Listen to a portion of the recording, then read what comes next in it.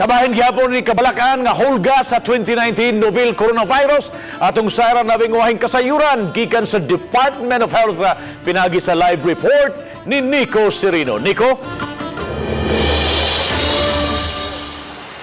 Yes, Bob, subling na nawagan karon ang tagduma sa Department of Health sa mga tao nga di dayon mutuo sa unsa mang mga impormasyon nga gipakatap labi na sa social media ug adto ra mo tuo ug mosalig sa mga opisyales gyud sa kagamhanan.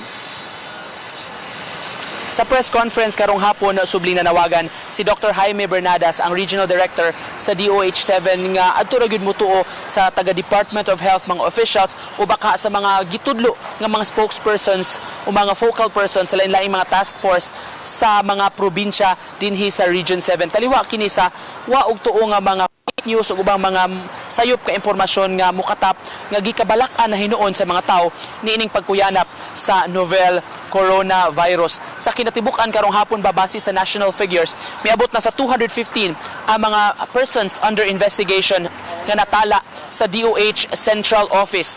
Dinhi sa atong Central Visayas, Bob, muabot na sa 16 ang mga persons under investigation. Mas mubuhin ni nga figure kung yung mahinduman sa figure nga gipagawas kagahapon og sa miagi mga adlaw. Ang pagpasabot lang iniini ni Dr. Bernadas tungod kay ang uban manggod nga mga data, Bob, wala pa officially ma-record sa database sa Central Office og doon na sila cut off nga gituman og criteria nga gisunod una pa kini ma-record sa national figure. Mga sa pagkakaron 16 una ang gi-record sa DOH-7 hinon doon na pay wa ma-appeal niini lakip na katong naka-close contact yun ni adtong ikatulong kumpirmadong kaso sa nCoV nga miabot sa Sugbo ug miadto sa Bohol. Sa contact tracing di ay ni kumpirmadong kaso sa third case moabot na sa 106 ka mga contacts ang na-trace.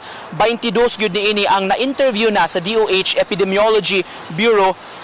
Kadaghanan kanila naka-home quarantine apan doon giupat nga symptomatic o mi-display og sintomas sa maong sakit nga maoy na konsidera na sa peron nga mga PUI. Nanawagan ang DOH sa mga dunay impormasyon, mutawag lang sa ilang hotline numbers sa Central Visayas Center for Health Development ato kining gi-flash sa atong screen alang ni atong dunay mga kasayuran og mga impormasyon kabahin ni aning novel coronavirus sa pag-contact lang sa official hotline numbers sa DOH-7. Mao kanang latest gikan sa ilang buhatan dinhi sa Osmeña Boulevard, Bob. Thank you so much, Nico Serino, sa imong live report.